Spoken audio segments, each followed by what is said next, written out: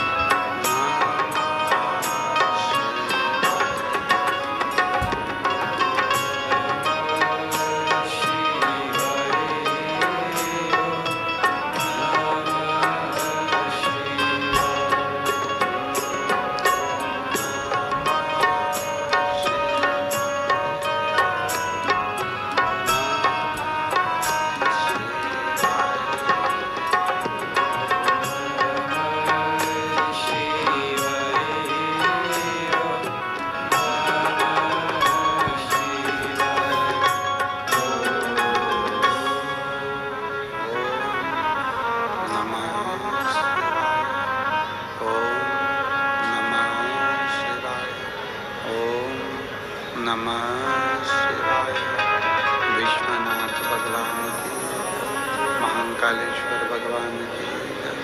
ओंकारेश्वर भगवान की जय। भुवनेश्वर महादेव की जय। हर हर महादेव, हर हर महादेव, हर हर महादेव। काशी विश्वनाथ ओगड़दानी तरकालदर्शी कैलाशी अविनाशी भगवान शिव, जिनकी पुनीत पावन पवित्र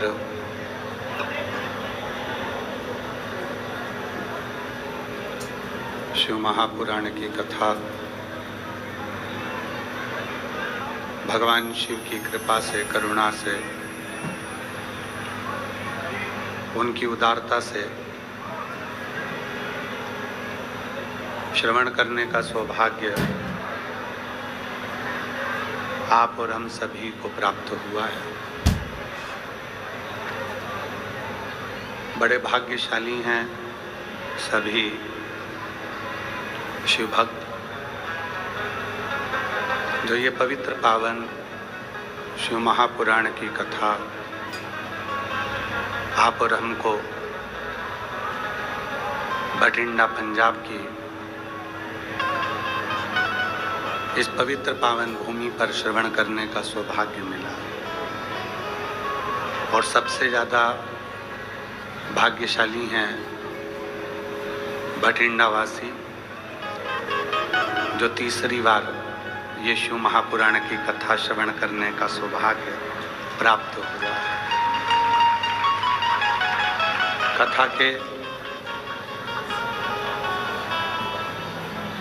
मुख्य आयोजक श्री अमरजीत सिंह जी मेहता जी, पंजाब क्रिकेट एसोसिएशन के अध्यक्ष, एक बार जोरदार ताली बजाएं इनके लिए जिन्होंने इस पवित्र कथा को तीसरी बार आयोजित किया।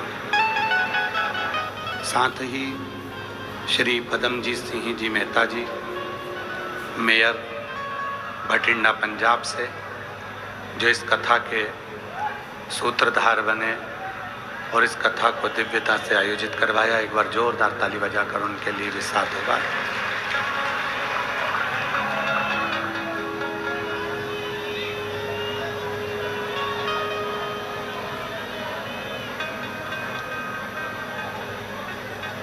ये पवित्र पावन शिव महापुराण की कथा, सभी जगह की आवाज खोलिए, पीछे की भी, साइड की भी, इधर की भी। ये पवित्र पावन शिव महापुराण की कथा मानव जीवन के संपूर्ण दुखों को समाप्त करने वाली है। जब एक मनुष्य विश्वास कर लेता है, भरोसे में दृढ़ हो जाता है, तब उसके जीवन में कितना सुख आता है, ये शिव महापुराण की कथा बताती है। शरीर पा लेना एक अलग विषय है, मानव का शरीर प्राप्त हो जाना एक अलग विषय है। पर मानव के शरीर को प्राप्त कर कर भगवान शिव की अविरल भक्ति को प्राप्त कर लेना ये एक कठिन विषय है। एक कठिन विषय। जब 21,600 श्वास प्रतिदिन मानव के शरीर से निकलती है और ये 21,600 श्वास जो मानव के शरीर से निकलती है, ये प्रत्येक श्वास हमें एक प्रेरणा देती है। प्रत्येक श्वास ये हमको एक प्रेरणा देती है कि मैं आपके शरीर में प्रवेश भी कर रही हूं और निकल भी रही हूं।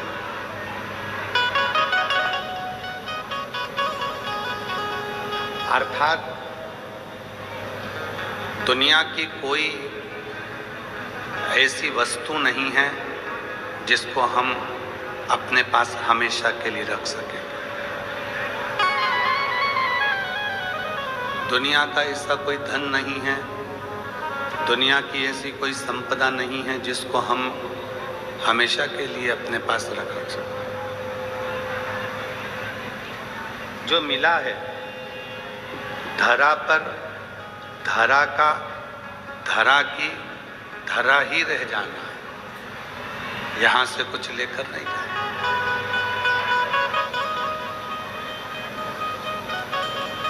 यहीं पर छोड़, पर उसके साथ में जब हमको सब संसार सागर में से लिया है और संसार सागर में ही छोड़ना है, तो उसके साथ क्यों ना भगवान की अविरल भक्ति को प्राप्त किया जाए। गुरु नानक देव जी बाले से कहते हैं, बाले हर एक में उस रब को देखो जिसमें सबका नूर है। सबके भीतर वही गुरु नानक देव जी कहते हैं कि एक ही का नूर सबके भीतर, कोई दूसरा नहीं।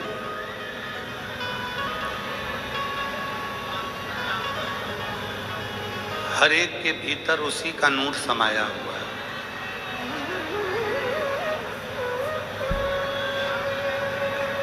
तो बाले के मन में आया, क्या ये सत्य हो सकता है? एक कबूतर लेकर बाले गुरु नानक देव जी महाराज जी के सामने से जाता है और बाले ने उस कबूतर को जंगल में ले जाकर विचार करा कि इसको मारना है जहां कोई ना हो। जब बाले उस कबूतर को देखता है तो वृक्ष देख रहे थे, आकाश देख रहा था, पर्वत देख रहा था। बाले ने उस कबूतर को मारा नहीं और गुरु नानक देव जी के पास आ गए। आज गुरु नानक देव जी बड़े प्रसन्न थे। क्यों? क्योंकि बाले की जो अज्ञानता थी वो आज मिट रही थी।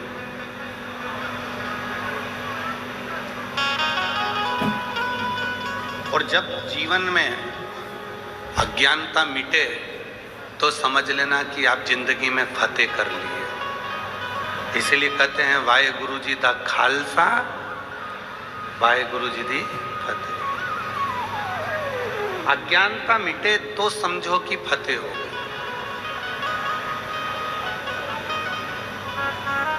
भीतर का अज्ञान समाप्त हो तो समझो कि हमारी फतेह हो गई, विजय।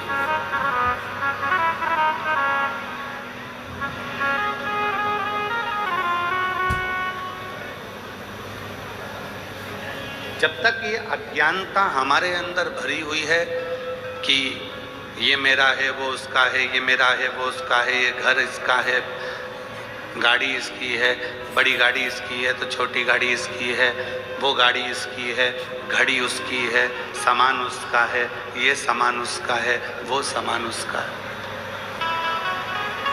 एक घर के अंदर अगर हम रह रहे हैं, एक परिवार के साथ रह रहे हैं, तो हमारे भीतर ये भाव होना चाहिए कि हम सब एक हैं, सब एक।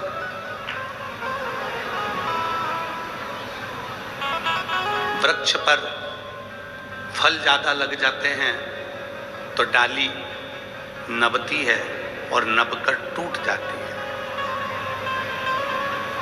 फल ज्यादा लगे पेड़ पर तो डाली टूट गई। जब धन बढ़ता है, संपदा बढ़ती है, वैभव बढ़ता है तो अहंकार भी बढ़ता है, अभिमान भी बढ़ता है। और वो अभिमान जब बढ़ता है तो रिश्ते टूट जाते हैं, संबंध टूट जाते हैं। भगवान देवाधिदेव महादेव, भगवान शिव, भगवान शंकर, एक बार भगवान उमा महेश का बड़ा सुंदर संवाद है। आज संपूर्ण देश में मारवाड़ी माहेश्वरी समाज को हम बधाई देते हैं महेश नवमी की। आज संपूर्ण मारवाड़ी माहेश्वरी समाज में सुंदर आज महेश नवमी है, जिस दिन महेश्वरी समाज की उत्पत्ति का दिन है। हम संपूर्ण मारवाड़ी महेश्वरी समाज को बहुत बहुत साधुवाद देते हैं आज महेश नवमी की। एक बार आप भी जोरदार ताली बजाकर साधु करें। एक बार भगवान महेश ने शंभु, एक बार भगवान महेश ने माता उमा जी से कुछ बातें कही।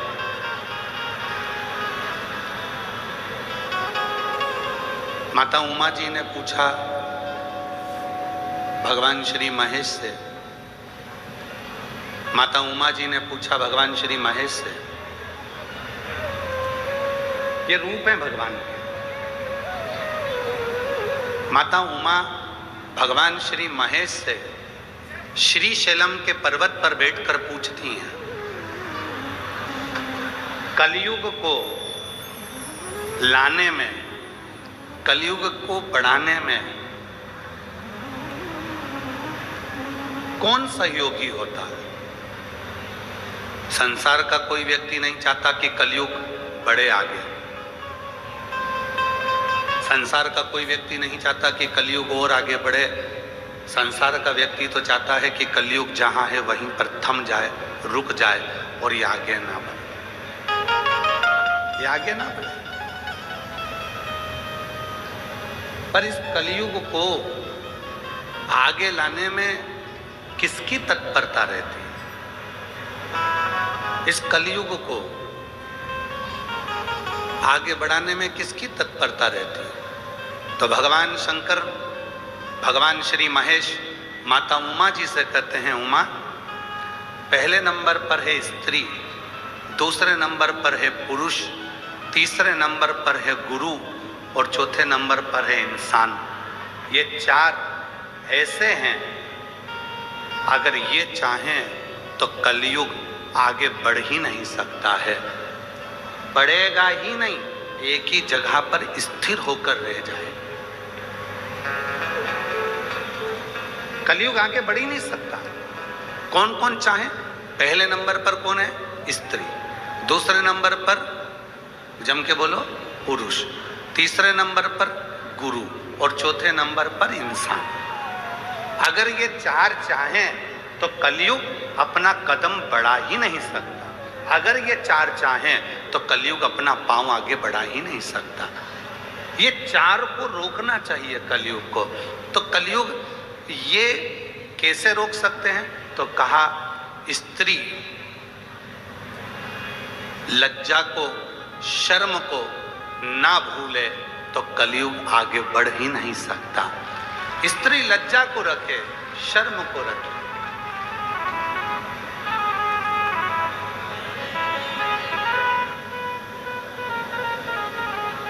पंजाब हमको एक बहुत बड़ी सीख देता है। पंजाब एक हमको सबसे बड़ी सीख देता है कि जब भी गुरुद्वारे में जाया जाता है, जब भी कोई सत्संग में जाया जाता है, तो सिर पर अपनी चुन्नी को मेरी जीजियां अपने माथे पर रख लेते। पुरुष जब गुरुद्वारे में जाते हैं, सत्संग में जाते हैं, लंगर में जाते हैं, तो अपने सिर पर एक वस्त्र, एक पाग, पगड़ी, एक वस्त्र रख लेते हैं। क्या है? क्या है? और ये बात केवल एक की नहीं है। गुरु नानक देव जी महाराज जी से भी बाले ने पूछा था कि जब कोई लंगर चखता है तो अपने मस्तक पर वस्त्र क्यों रखता है? जब मत्था टेकने के लिए गुरुद्वारे में आता है, देवालय में जाता है, शिवालय में जाता है, तो अपने मस्तक पर वस्त्र क्यों रखता है? तो कहा गुरु नानक देव जी ने, वहां पर हम तो नहीं होंगे, पर जब वो वस्त्र अपने मस्तक पर हमारा सम्मान के भाव से रखेगा तो हमारा हाथ वस्त्र के रूप में उनके सिर पर रखा ही रहेगा। जो बोले सोनिया। वो हस्तकमल है हमारा जो सिर पर रखा। स्त्री लज्जा ना छोड़े, स्त्री शर्म ना भूले, शर्म को ना छोड़े। और जब स्त्री अपनी शर्म को, लज्जा को नहीं छोड़ती है तो कलयुग आगे बढ़ता ही नहीं है। दूसरे नंबर पर है पुरुष। स्त्री लज्जा ना छोड़े, पुरुष संस्कार ना छोड़े। पत्नी है, आदर करो। माता पिता है, सम्मान करो। छोटी बहन है, बड़ी बहन है, आदर करो। बुआ है, आदर करो। नानी है, आदर करो। दादी है, आदर करो। एक पुरुष जब अपने संस्कारों को पकड़ कर रखता है, संस्कारों को नहीं भूलता है, संस्कार नहीं छोड़ता है, तो कलयुग भी आगे बढ़ता ही नहीं है। पुरुष के हाथ में भी है कलयुग को थोड़ा रोक दे। पुरुष स्त्री लज्जा ना भूले, शर्म ना भूले, पुरुष संस्कार ना भूले। संस्कार, नानी का मान क्या होता है, दादी का मान क्या होता है, बुआ का मान क्या होता है, बहन का मान क्या होता है, माँ का मान क्या होता है, मामी का मान क्या होता है, मामू का मान क्या होता है, एक मामा का मान क्या होता है, सबका सम्मान क्या होता है, ये पुरुष कभी ना भूले, अपने संस्कारों में ढल कर रहे तो निश्चित है ये कलयुग आगे नहीं बढ़ता। कलयुग नहीं। तीसरे नंबर पर है गुरु। कलयुग को रोकने में गुरु की सबसे बड़ी प्रधानता है। क्या? स्त्री लज्जा ना छोड़े, शर्म ना छोड़े, पुरुष संस्कार ना छोड़े और गुरु अपना धर्म ना छोड़े, तो फिर ये कलयुग आगे बढ़ ही नहीं सकता। आज गुरु क्या कर रहे हैं? आज गुरु क्या कर रहे हैं? स्वयं को भगवान बनाने में सोशल मीडिया में इतना आगे आ गए कि खुद को भगवान कैसे बनाया जाए, बस गुरु एक ही काम कर रहे हैं, अपने आप को भगवान बनाने का प्रयास कर रहे हैं। गुरु अपना धर्म ना छोड़े। गुरु अपने धर्म से वंचित ना हो। कलयुग आगे नहीं बढ़ सकता अगर गुरु अपना धर्म ना छोड़े। आज संसार के इतने सारे गुरु हैं, रोज टीवी खोलो, रोज कहीं का ना कहीं का मिलेगा। सोशल मीडिया पे, यूट्यूब पर, इंस्टाग्राम पर, फेसबुक पर, खूब सोशल मीडिया पर लाखों लाखों करोड़ों रुपए खर्च कर दो और फेमस हो जाओ, और फेमस होकर खुद की पूजन चालू करवा दो, खुद का प्रचार जाता चालू करवा दो, खुद भगवान के रूप में पूजना चालू करवा दो। आज के गुरुओं ने स्वयं को भगवान मानना प्रारंभ कर दिया, स्वयं को। और शिव महापुराण की कथा क्या कर रही है? शिव कथा क्या कर रही है? गुरु अपना धर्म ना छोड़े। गुरु का क्या कर्तव्य है? ईश्वर को ईश्वर रहने दे, भगवान का भजन करवाए, स्मरण करवाए, कीर्तन करवाए, और स्वयं को भगवान ना माने, स्वयं को भगवान की तरह पूजन ना कराए। ये गुरु का सबसे बड़ा धर्म और कर्म है। स्वयं ईश्वर नहीं है।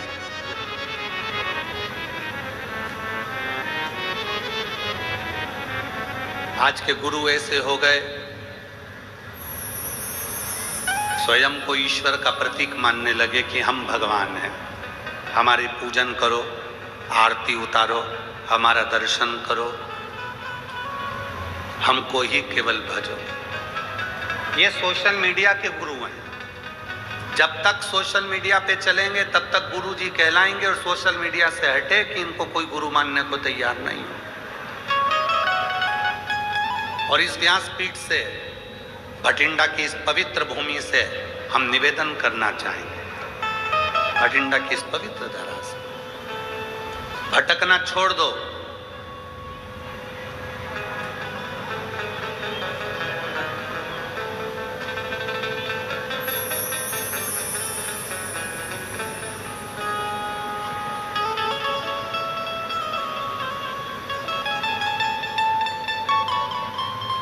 कहीं नहीं भटकना, भटकना छोड़ो। कोई कहे कि ये गुरु, कोई कहे वो गुरु, कहीं नहीं भटकना। अपन को तो केवल जिसकी वाणी हमारे हृदय को छू जाए और जिसकी वाणी से हमें शिव मिल जाए, बस वही गुरु है। बाकी के हमें कहीं जाने की, भटकने की जरूरत नहीं।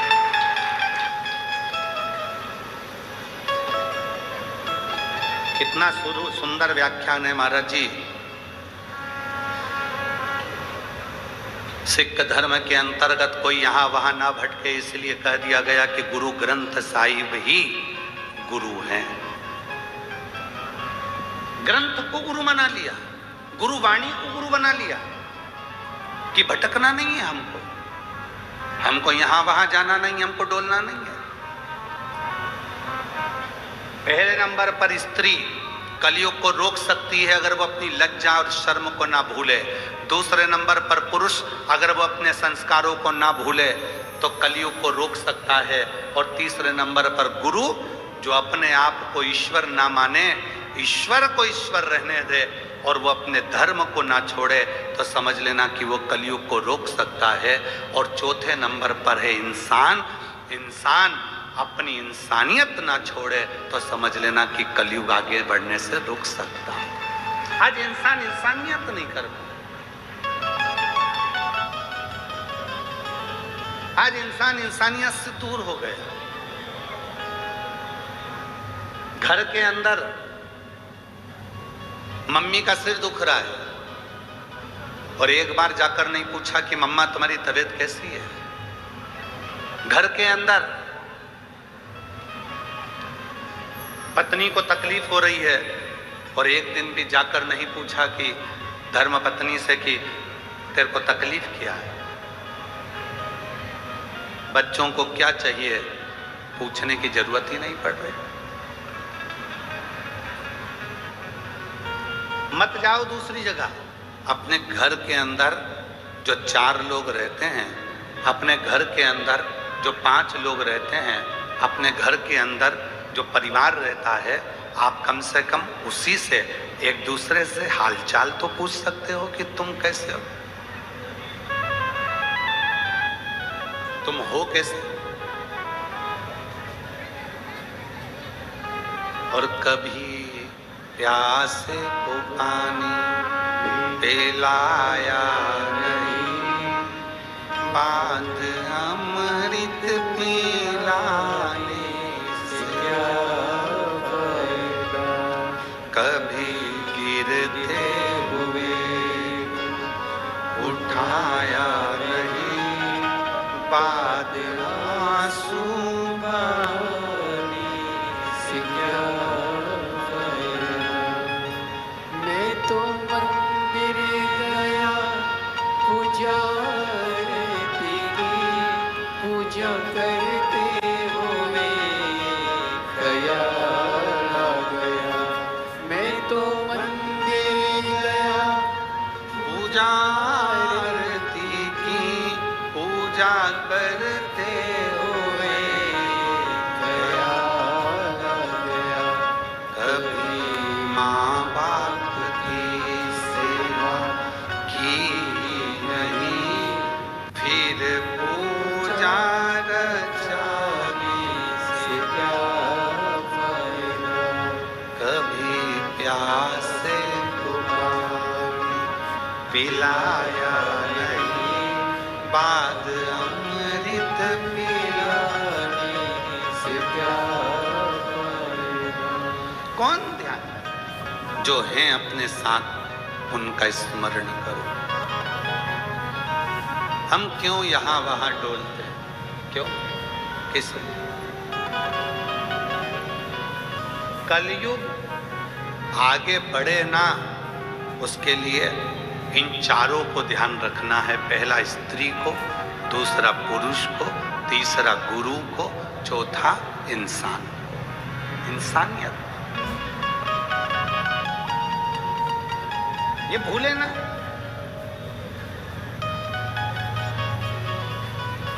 चश्मा कथा में रह गया ना, कोई बात नहीं।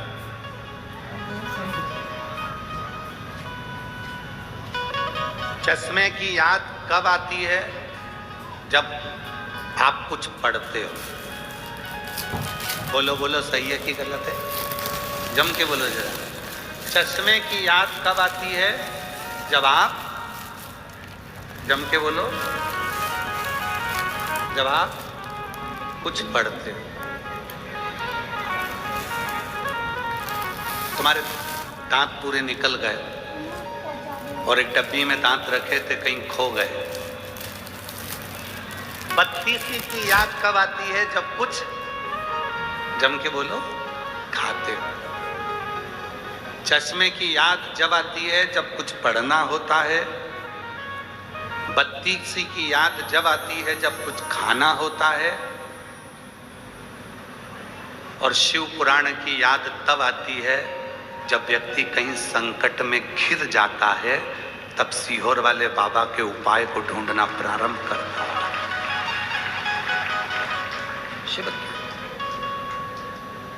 और मेरा भोलेनाथ आता है, अंत समय प्रभु आना पड़ेगा, वचन दिया तो निभाना पड़ेगा।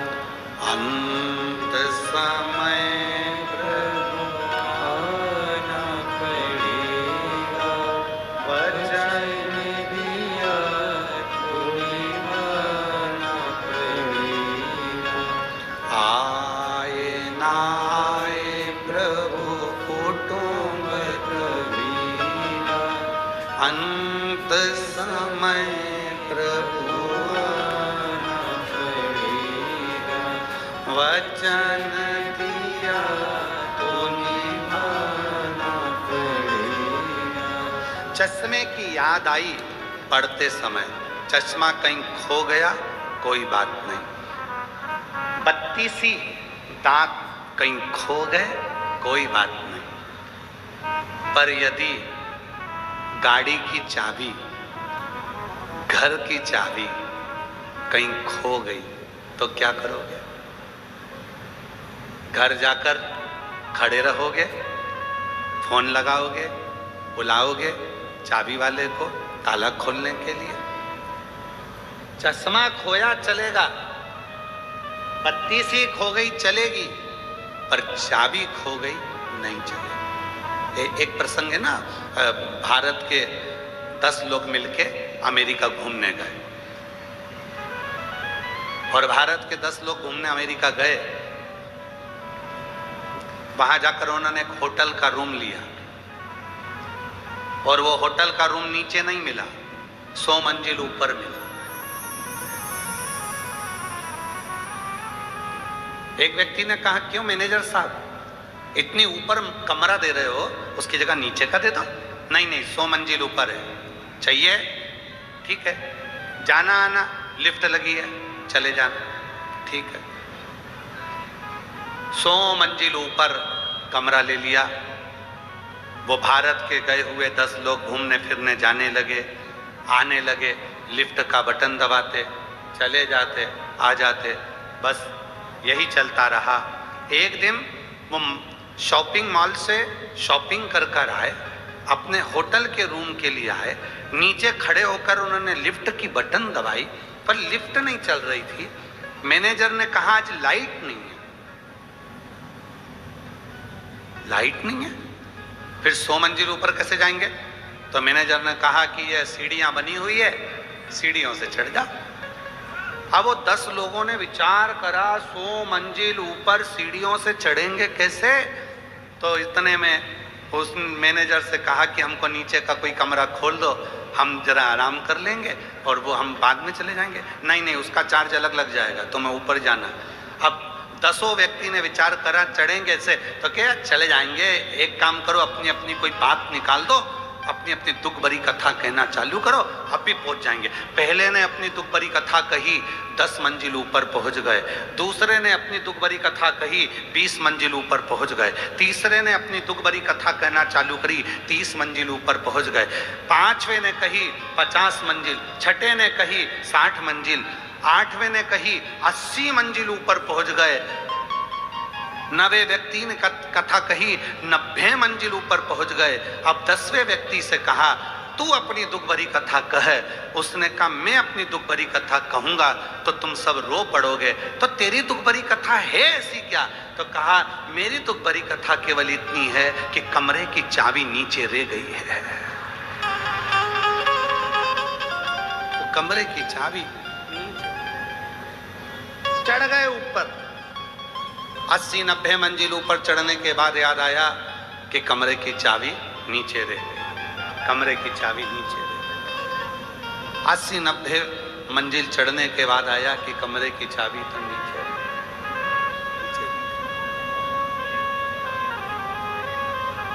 बस यही शिव पुराण कहती है,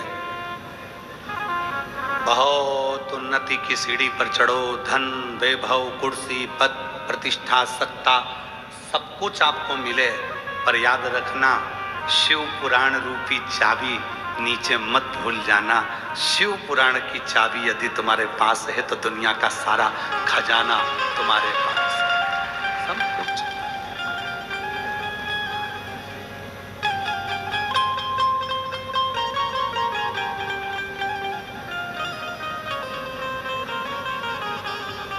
तेरे दर पे आके मुझे क्या मिला रे, तेरे दर पे आके मुझे क्या मिला रे। मैं जानता हूँ या वो जानता है, मैं जानता हूँ या वो जानता है, तेरे दर पे आके मुझे क्या मिला, तेरे दर पे आके मुझे क्या मिला। ये सब कुछ जानने वाला कोई दूसरा है ही नहीं। चश्मा भूल जाएगा चलेगा, बत्ती सी भूल जाएगा चलेगा, चाबी नहीं भूलना चाहिए।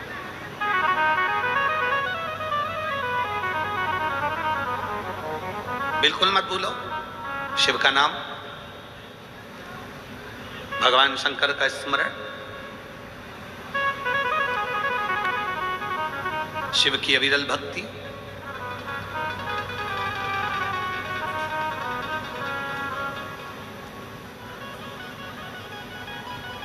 एक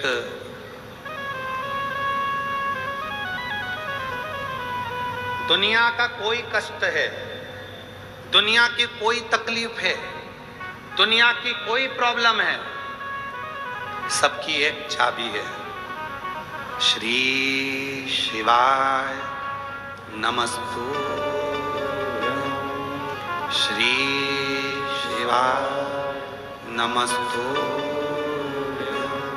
श्री शिवाय नमस्तुभ्यं। दुनिया की एक चाबी है, उस शिव का नाम।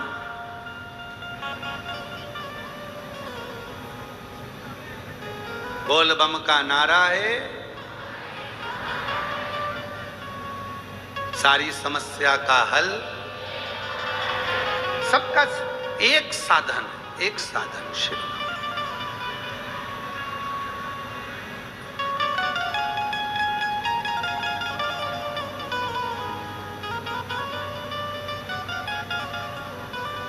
आज एक प्रसंग स्मरण में आ रहा है। एक हमारे साथ में पढ़ने वाला एक प्रवीण गोस्वामी जी,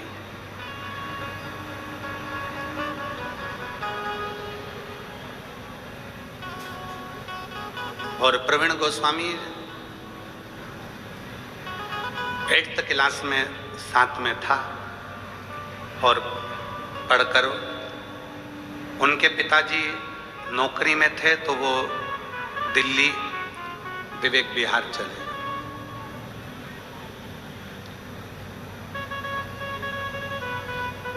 और दिल्ली विवेक विहार में वो रहने लगे और वो प्रवीण भी कार्य में लग गया। क्या काम करता था बहुत पहले का स्मरण था, तो ध्यान नहीं था कि वो कहाँ हैं। ऐसे कई मित्र हैं कहीं कहीं कहीं कहीं।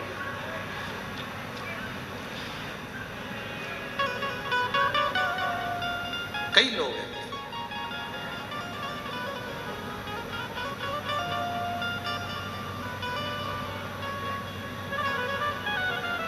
तेरे दर पे आके मुझे क्या मिला है, तेरे दर पे आके मुझे क्या मिला है, ये मैं जानता हूँ या तू जानता है, ये मैं जानता हूँ या तू जानता है, तेरे दर पे आके मुझे क्या मिला है, तेरे दर पे आके मुझे क्या मिला है, तेरी रहमतों का एक आसरा है, तेरी रहमतों आसरा है, तेरी रहमतों का एक आसरा है, तेरी रहमतों का एक आसरा है, ये मैं जानता हूँ या तो जानता है, ये मैं जानता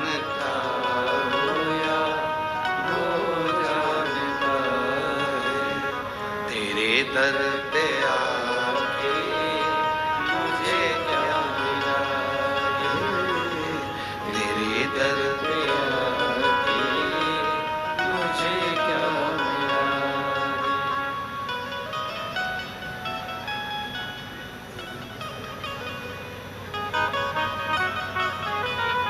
क्या मिला ये बोल। तो वो दिल्ली चले गए। दिल्ली में विवेक विहार में वो रहने लगा। अब समय निकलते निकलते निकलते निकलते ऐसे कई साल निकल गए और मिलना नहीं हुआ। अब कक्षा 8वीं का स्मरण और अब सालों हो गए, सालों निकल गए। कोरोना काल में उसका खूब अच्छा काम था, कोई फैक्ट्री मैक्ट्री आदि आदि बहुत अच्छा काम काज था। और हमको मालूम नहीं था कि कोई फैक्ट्री मैक्ट्री और आदि काम इसका ट्रांसपोर्ट वगैरह का है। और वो 2,84,00,000 रुपए के कर्जे में वो आ गए। और हमसे तो कभी मिला नहीं। 8th क्लास के बाद में कभी उसका और हमारा मिलना हुआ नहीं, कभी नहीं मिले। कोरोना काल आया, व्यापार नीचे गया, पूरे कोरोना में वो कर्जे में हो गया। कर्जे में होने के बाद उसकी धर्म पत्नी भी बच्चों को लेकर मायके चली गई। 4 भाई थे, चारों भाइयों ने हाथ ऊंचा कर दिया, तूने कर्जा करा, तेरा पैसा गया। और भाइयों ने भी साथ छोड़ दिया। उसने कहीं टीवी पर कथा देखी और वो पहचान गया कि ये सीहोर वाला प्रदीप मिश्रा है, जो हमारे साथ 8th क्लास में पढ़ता था। नंबर निकाला, सीहोर ऑफिस फोन करा, ऑफिस से नंबर लिया, बात हुई आशीष के मोबाइल से। तो कहा मैं प्रवीण बोल रहा हूँ, हमने कहा प्रवीण कौन? कहा 8th क्लास में पढ़ते थे, याद है? अब इतने स्मरण में आया। हाँ हाँ। कहाँ हो? कहा दिल्ली हूँ, विवेक विहार रहता हूँ। अच्छा, फिर इतने सालों के बाद कहाँ 8th क्लास और कहाँ? अब याद कैसे किया? टीवी देख रहा था तो तुम दिख गए, और दिख गए तो मन में आया कि एक बार बात करो। बहुत उलझन में फंसा हूं, बहुत उलझन। क्या उलझन आ गई? कोरोना काल में सारा पैसा डूब गया, 2,84,85,00,000 के करीब में चला गया। पूरी फैक्ट्री डाउन हो गई, सब कुछ डब हो गया, कुछ भी नहीं बचा। सब ने साथ छोड़ दिया, पत्नी और बच्चे भी चले गए, अपने मायके गई है, और अब क्या कर सकते हैं? तो हमने कहा भाई देखो, हमको तो कुछ आता है नहीं। अरे टीवी पर तुम्हारी कथा चल रही है, कोई दिल्ली में तुम्हारा परिचित है क्या? उससे कभी मिलवा दो, कोई सपोर्ट मिल जाए, सहयोग मिल जाए। तो हमने कहा भैया हमारा तो एक ही परिचित है, श्री शिवाय नमस्तभ्य, एक ही परिचित है, और वो केवल शिव है। अरे भाई बहुत कर्जा है, कोई मिल जाए जो थोड़ा बहुत सपोर्ट। हमने कहा मुश्किल। एक है, वो कर्जा नहीं देता, खुद कर्जे में रहता है, और उसका नाम महादेव है, शिव है, शंकर है, ओघड़दान। चलो ठीक है, मेरा पैसा वापस कैसे आएगा? हमने कहा देखो पहले समय अच्छा चल रहा था ना, हाँ पत्नी भी थी, हाँ बच्चे भी थे, हाँ परिवार भी था, हाँ भाई भी साथ में थे, हाँ समय अच्छा चल रहा था, काल अच्छा चल रहा था।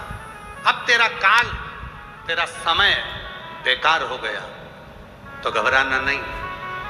घड़ी बनाने वाला, समय बनाने वाला, काल बनाने वाला, उस महाकाल को याद करना प्रारंभ कर दे।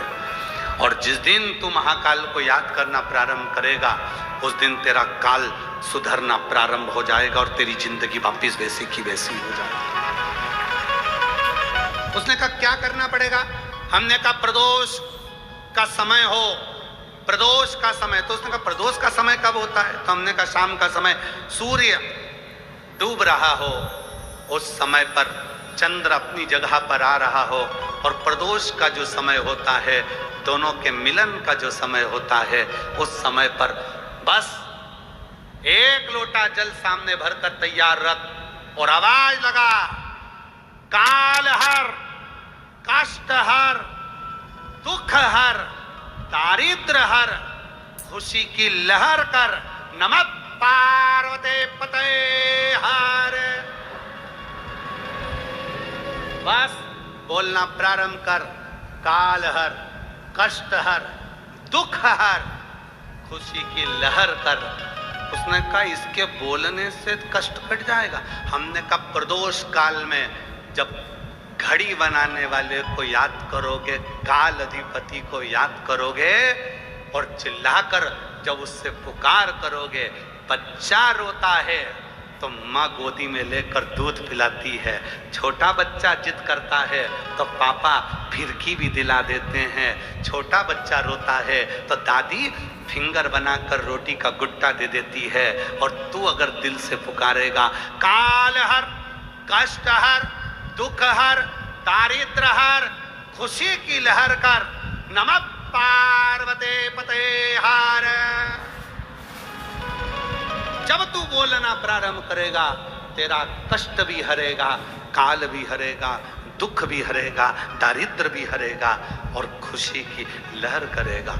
उसने नियम बना लिया, शाम के समय पर चिल्लाता, शिव जी को आवाज लगाता, शिव जी को।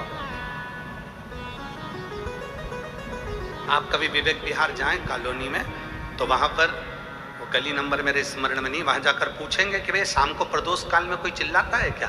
कहाँ एक आवाज आती है इसकी छत पे से, काल हर, कष्ट हर, दुख हर, वहां से आवाज आती है। कर्जे में हो गया था, अब वापिस 3 फैक्ट्री का मालिक हो गया, क्योंकि काल चक्र घूम गया, वापिस काल चक्र। फिर किसकी सामर्थ्यता है? पैसा देने वाला पैसा दे सकता है पर समय चेंज नहीं कर सकता। धन देने वाला धन दे सकता है पर कष्ट आपका मिटा नहीं सकता, दरिद्रता नहीं मिटा सकता। धन दे देगा, संपदा दे देगा, सर रोग को नहीं मिटा सकता। हॉस्पिटल में अटैची लेकर खड़ा हो जाएगा पर रोग मिटाने की जवाबदारी भी उसकी है, कष्ट मिटाने की जवाबदारी भी उसकी है। जब हम उससे कहते हैं काल हर, कष्ट हर, दुख हर, दरिद्र हर, हे प्रभु खुशी की लहर कर, जब उससे कहते हैं तो वो ध्यान देता है कि मुझे पुकार रहा है, मुझे आवाज लगा रहा है, और फिर वो आता है और ऐसा काल चक्र घुमाता है कि घड़ी जो उल्टी चल रही हो उसको सीधी कर देता है और तुम्हारी जिंदगी सुखी कर देता है।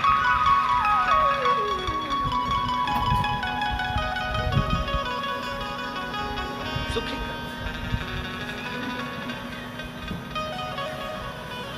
कब याद किया उसने? कक्षा 8वीं में पढ़ता था और टीवी पर देखा कोरोना काल में, तब याद आई कि हाँ प्रदीप जी है, बात करते हैं उनसे। क्यों लगाया? कोई दिल्ली में उनका परिचित होगा। हे भैया हमारे दो ही रिश्ते, हमारे एक हमारे भोले बाबा, एक हमारे भोले बाबा, और दूजी गोरा रानी सरकार, हमारे दो ही रिश्ते, हमारे दो ही रिश्ते। धन वालों के ढेरों साथी हो सकते हैं। कई लोग कहते हैं सियोर वाले बाबा आपके बहुत धनपति रिश्तेदार परिचित पहचान वाले होंगे, तो हम सत्य कहें ना मेरी जीजियों, हमारे तो भोले बाबा और पार्वती मैया और दूसरी मेरी जीजी और मेरे जीजा, बस यही मेरे रिश्तेदार हैं, यही मेरे बाबा के प्रेम। और धन नहीं, संपदा नहीं, दौलत नहीं।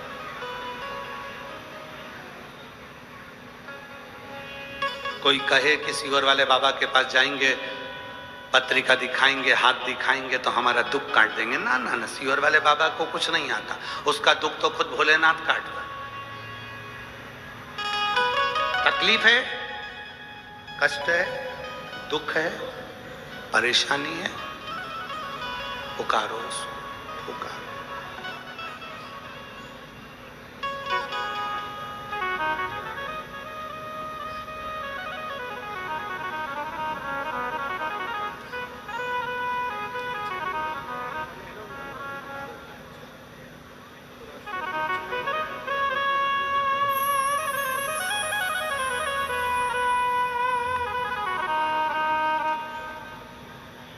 उसको पुकारो।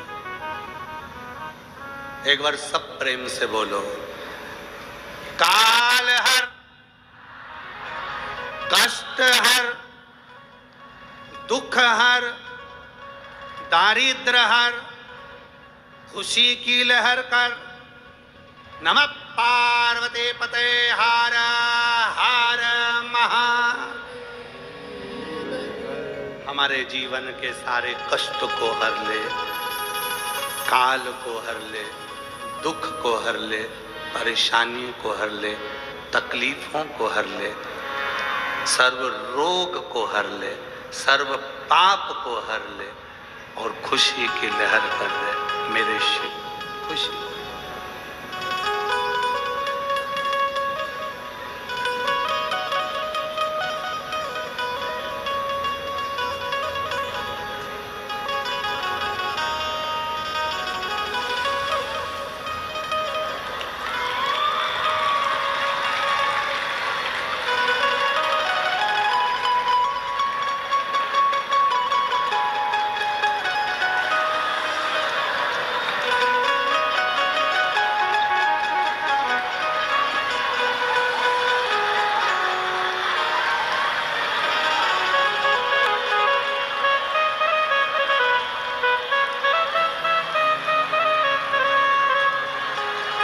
पर्वत से बोले बाबा नीचे उतर आओ, पर्वत से बोले बाबा नीचे उतर आओ, ओ पर्वत से बोले बाबा नीचे उतर आओ।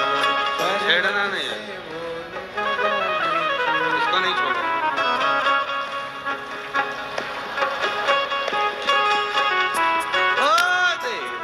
लगाओ भोला देर ना लगाओ, देर ना लगाओ भोला देर ना लगाओ, देर ना लगाओ भोला देर ना लगाओ, देर ना लगाओ भोला देर ना लगाओ। ओ पर्वत से भोले बाबा नीचे उतर आओ, पर्वत से भोले बाबा नीचे उतर आओ, पर्वत से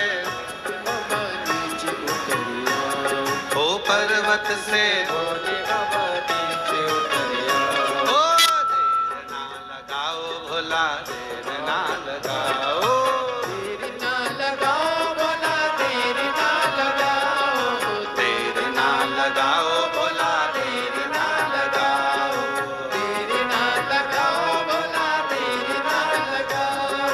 भोले के लान में ने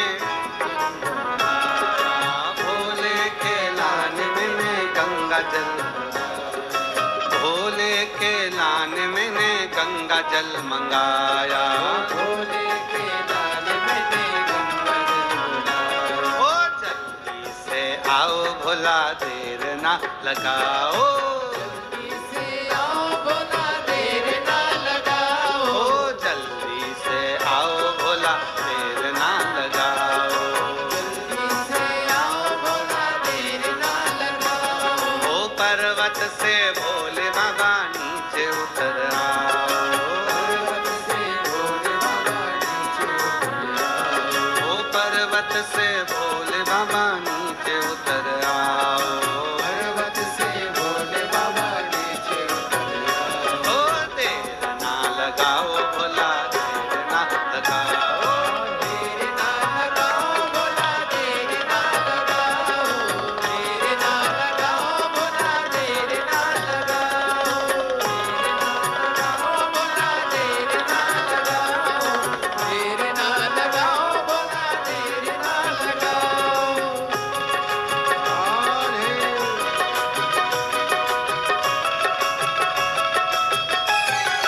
शंभो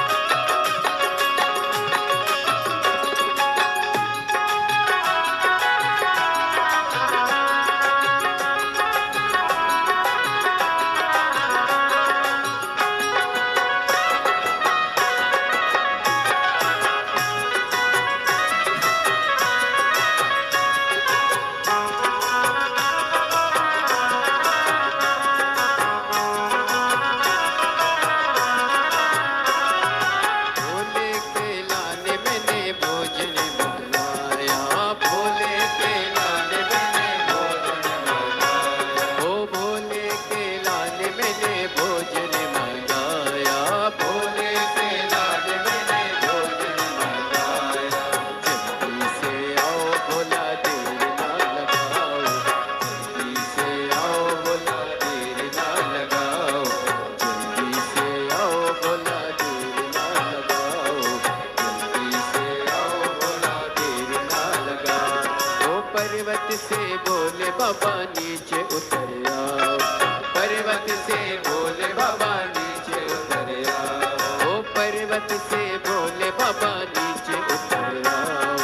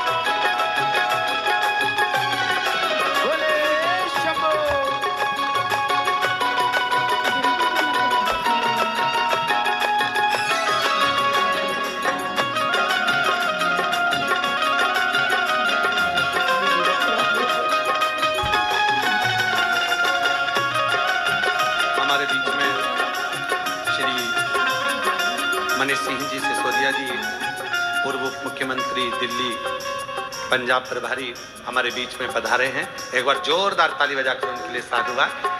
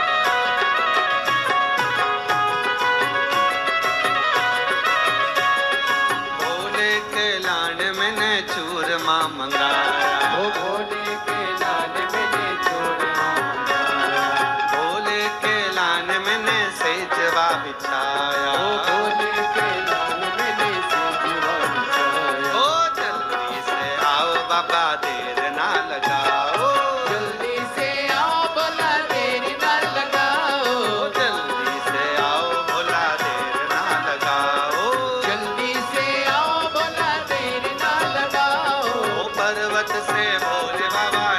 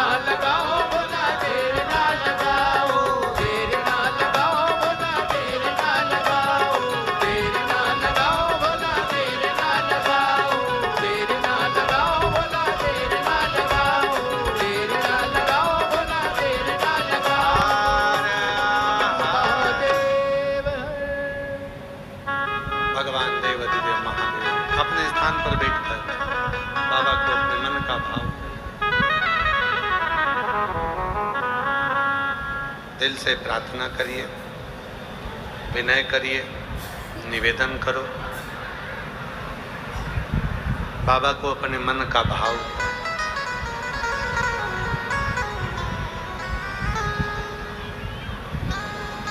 ये कथा कल 24 तारीख को सुबह 8 बजे से 11 बजे तक होकर विराम हो जाएगी। कल कथा का समय प्रातः 8 बजे से 11 बजे तक रहेगा। 24 जून को ये कथा विराम होगी, जो 18 जून से प्रारंभ हुई है। टीवी पर कथा का समय यही 2 बजे से 5 बजे तक रहेगा। बठिंडा पंजाब में कथा का समय कल सुबह 8 बजे से 11 बजे तक रहेगा। इसके बाद 8 जुलाई से 14 जुलाई तक ऑनलाइन शिव महापुराण की कथा दोपहर में 2 बजे से 5 बजे तक रहेगी, जिसको आप अपने अपने घर पर रहकर श्रवण कर सकेंगे। 24 जुलाई से 29 जुलाई तक गुरु पूर्णिमा महोत्सव, शिव दीक्षा महोत्सव सीहोर कुबरेश्वर धाम पर रहेगा।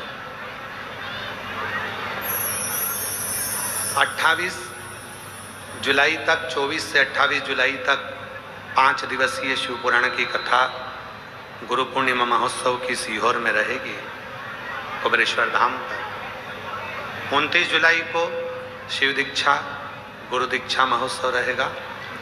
30 जुलाई से 1 महीने तक सीहोर कुबरेश्वर धाम का कावड़ मेला प्रारंभ हो जाएगा, जहां पर आप सब आकर बाबा को कावड़ चढ़ा सकेंगे। और 25 अगस्त को प्रदोष, भौम प्रदोष की मंगलवार के दिन प्रदोष की कावड़ सुबह 9 बजे माँ सीवन के तट से 11 किलोमीटर दूर कुबरेश्वर धाम तक जाएगी। ऐसे कथाओं का क्रम रहेगा और आप और हम सब लाभान्वित होंगे। हृदय से बाबा को अपने मन की बात कहिए, दिल से प्रार्थना करो, निवेदन करो, विनय करो, विनती करो। बाबा को अपने मन का भाव कहो और निवेदन करिए। साथ में बोलिएगा, आज कथा का 6ठा दिवस है। आज कहते हैं कथा की शिवरात्रि है।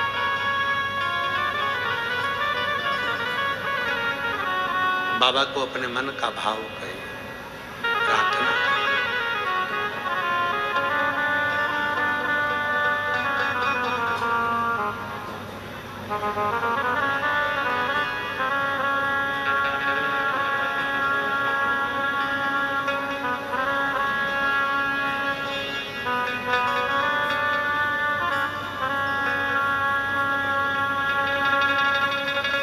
श्री शिवा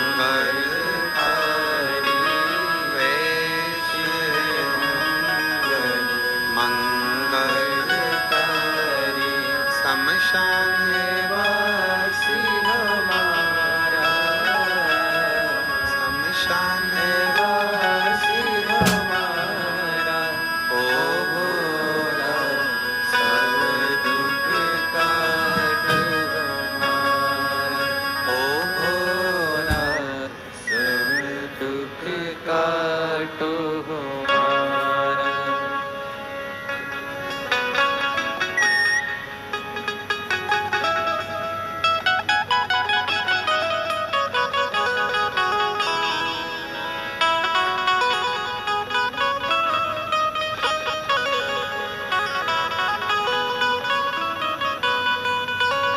बाबा दैवाधिदेव महादेव भगवान शिव ओगड़दानी त्रिकालदर्शी कैलाशी अविनाशी भगवान शिव की पवित्र कथा कर रहे हैं।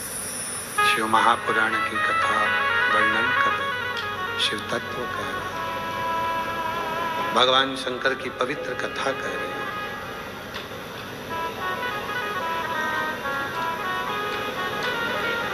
हमारे बीच में श्री मनीष सिंह जी सिसोदिया जी,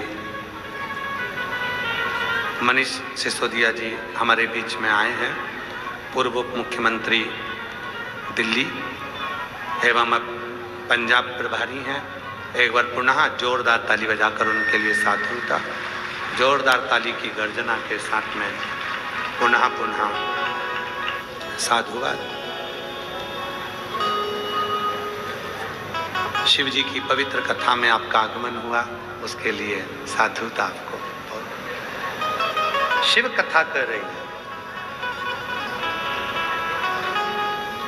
भगवान उमा महेश का सुंदर चरित्र कर रहा।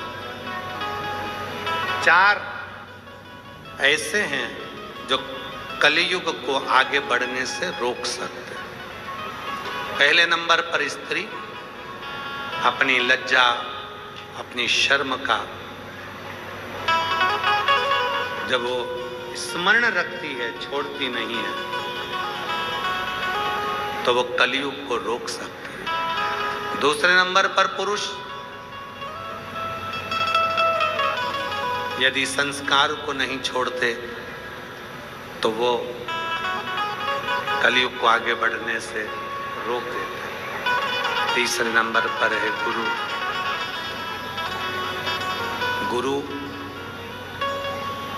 जो अपना धर्म और अपना कर्म ना छोड़े, स्वयं को भगवान घोषित ना करे, ईश्वर को ईश्वर रहने दे।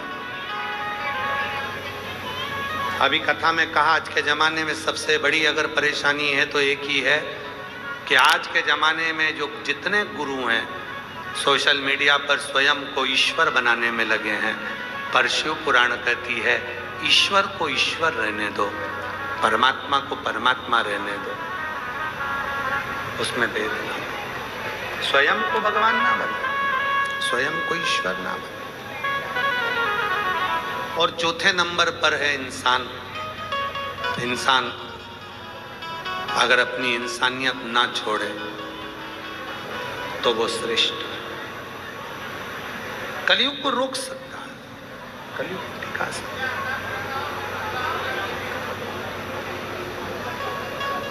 हम जब अपने कर्म से वंचित हो जाते हैं तब हम कहीं ना कहीं भटक जाते हैं।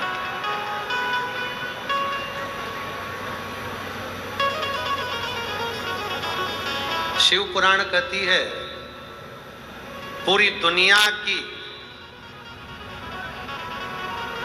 दुनिया जीतने की ताकत होती है संस्कार।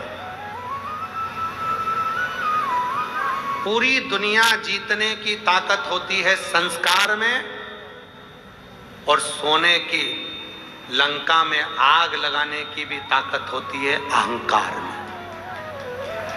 एक होता है संस्कार, दूसरा होता है अहंकार। सेट करो सामने। एक होता है संस्कार, दूसरा होता है अहंकार। संस्कार पूरी दुनिया को जिता देता है और अहंकार पूरी लंका में आग लगा देता है। हम शिव महापुराण की कथा के माध्यम से आप और हम इस कथा को श्रवण कर रहे हैं, इस कथा को सुन रहे हैं।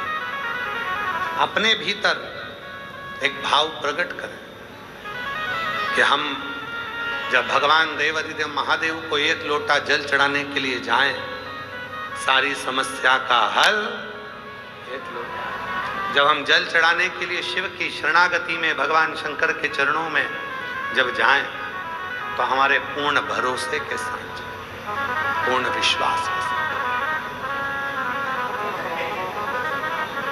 और तेरे दर पे आके मुझे क्या मिला,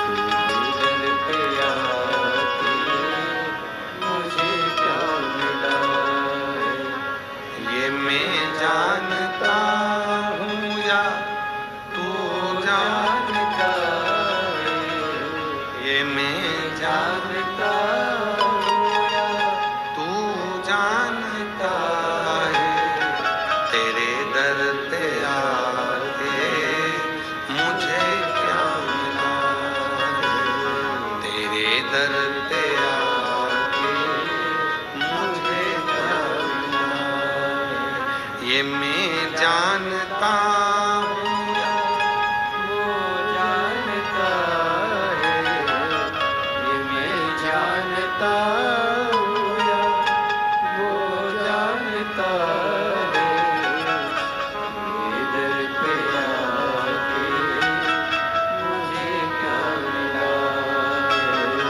तेरे दर पे आके मुझे क्या मिला।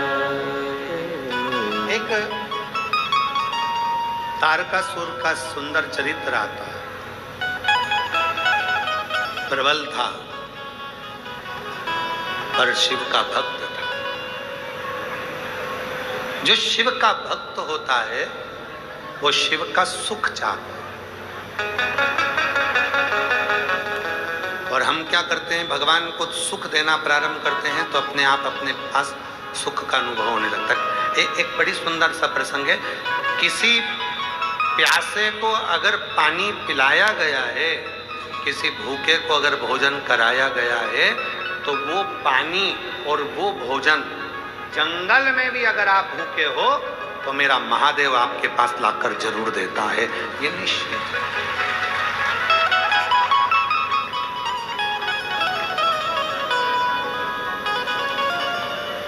जंगल में भी अगर आप खड़े हो तो वो प्राप्त तो मिलेगा। शिव चरणारविंद का जो सुख है, भूखे को भोजन, प्यासे को पानी, जय बाबा बर्बाद। हम अगर किसी को दिए हैं तो उसका हमको प्राप्त, उसका मिले।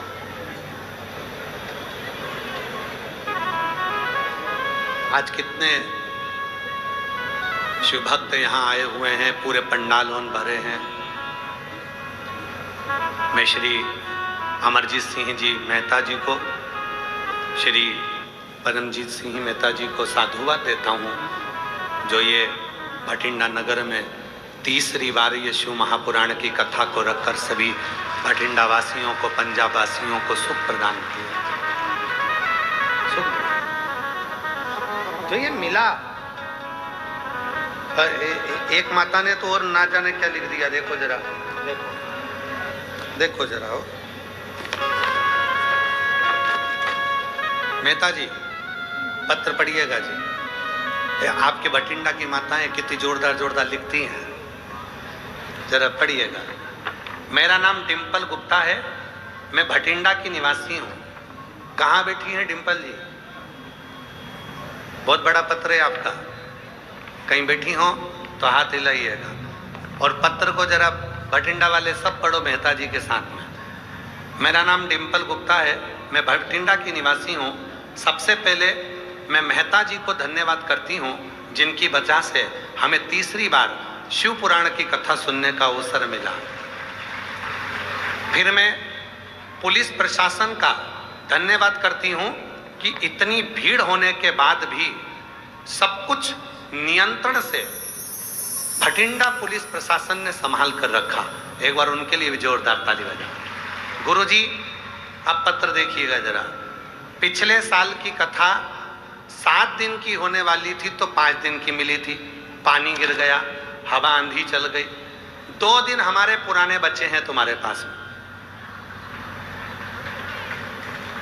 अरे ताली मत बजाओ, तुम्हारे ताली के चक्कर में गड़बड़ हो जाता है। मेहता जी, तो आपके पिछले बार के 5 दिन की कथा हुई थी, 2 दिन बच गए। तेरा क्या होगा कालिया? अब वो जो 2 दिन बच गए हैं, तो कायदा तो बोलता है कि हमारे यहाँ 7 दिन की कथा की जगह 9 दिन होना चाहिए, 2 दिन बढ़ाना चाहिए तुमको। फिर भी अगर आप 2 दिन नहीं बढ़ाते हो तो वादा कर जाओ मेहता जी से कि फिर बुलाए।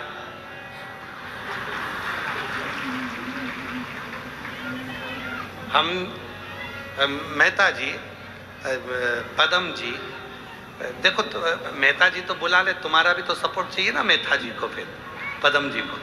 तुम सब एक बुलंदता से जब साथ में आकर खड़े हो गए और सब एक बार आनंद से कहोगे हर हर, तो फिर क्यों ना होगा, फिर योग बनेगा, फिर आएंगे। तो मेरी जीजी डिम्पल जीजी कहाँ बैठी है? कहीं बैठी है? बैठी है कहीं? तो जहां भी बैठी हैं आपका पत्र बड़ा जोरदार है। और नीचे आपने एक लाइन और लिख दी, खाली ना जाता कोई दर से तुम्हारे, खाली ना जाता कोई दर से तुम्हारे, मैं भी खड़ी हूँ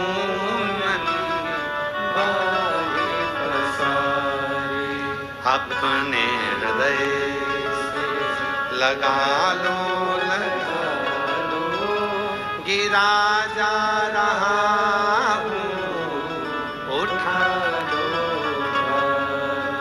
भोले अपने दर से, अब तो ना टालो, गिरा जा रहा हूँ, उठा लो।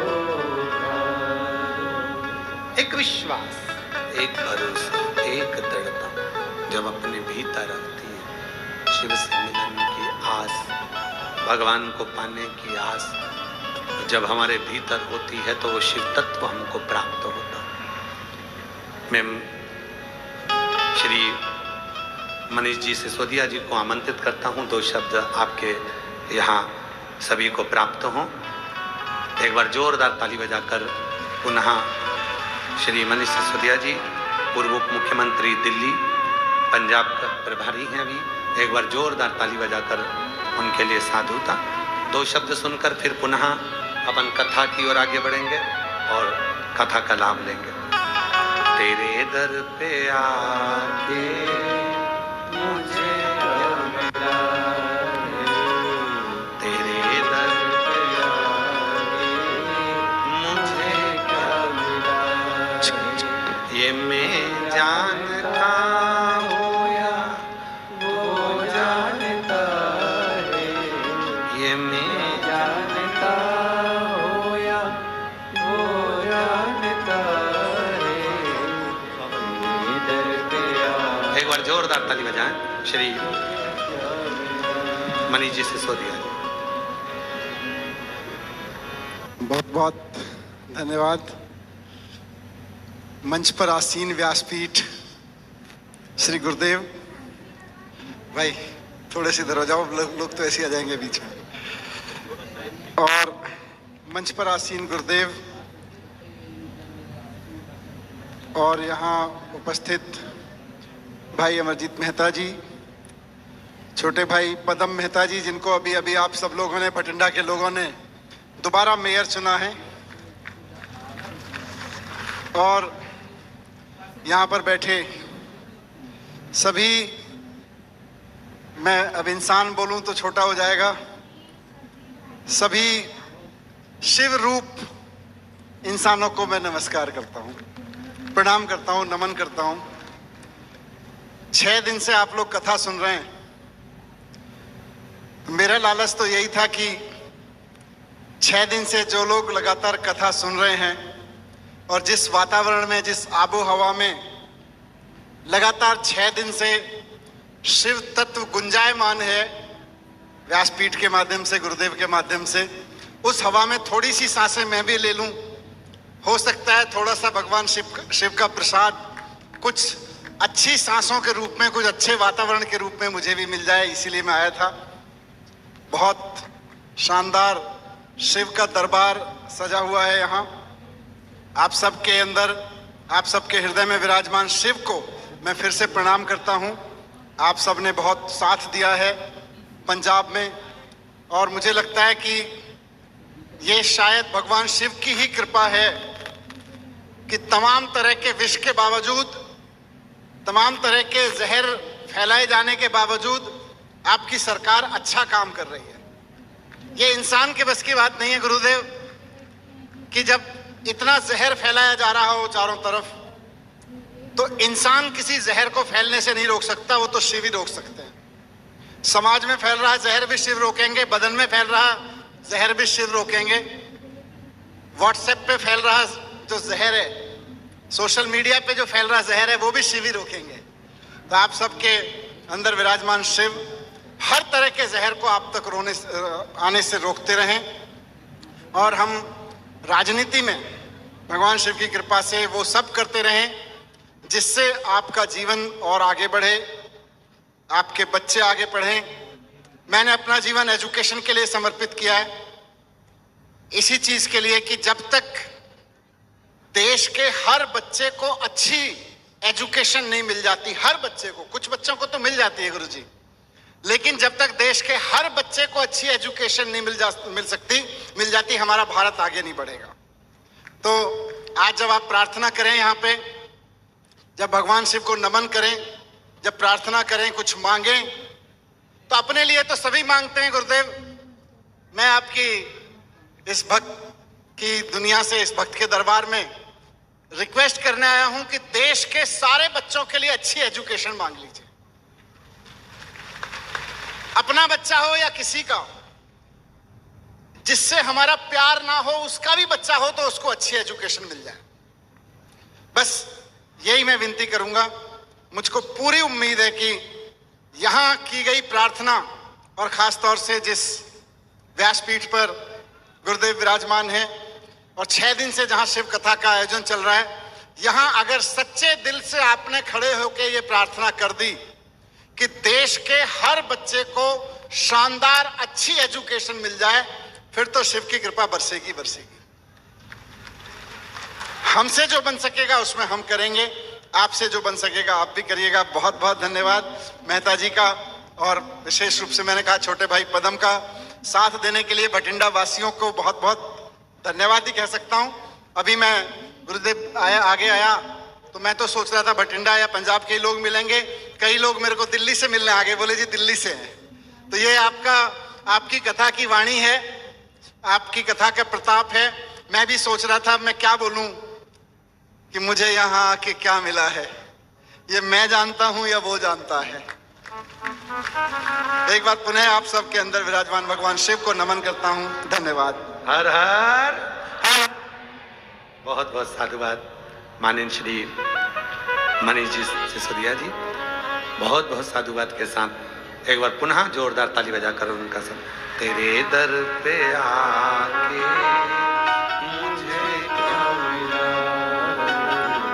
तेरे दर पे आके मुझे क्या मिला, ये मैं जानता हूँ या वो जानता है, ये मैं जानता हूँ या वो जानता है, इधर पे आके मुझे क्या मिला है, तेरे दर पे आके मुझे क्या मिला है। शिव कथा कर रही है, भगवान शंकर का चरित्र का, शिव महापुराण की कथा वर्णन कर रहा है, शिव तत्व कर रहा है।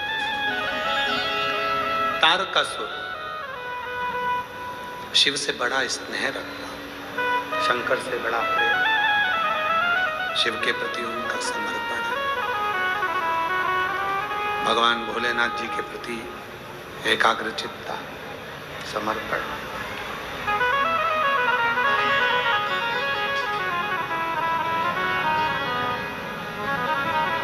षडानंद कार्तिकेय जी का जन्म हुआ